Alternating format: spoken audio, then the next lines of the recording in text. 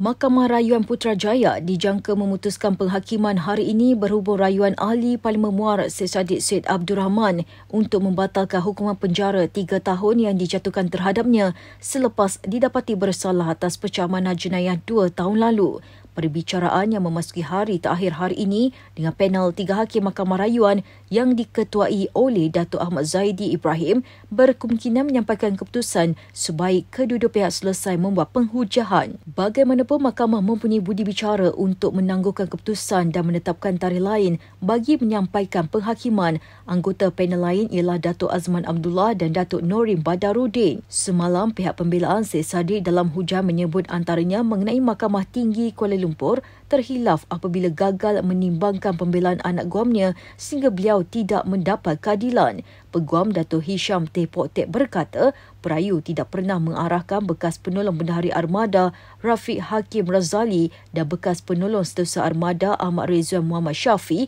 untuk mengeluarkan RM1 juta daripada akaun rasmi Armada Bersatu.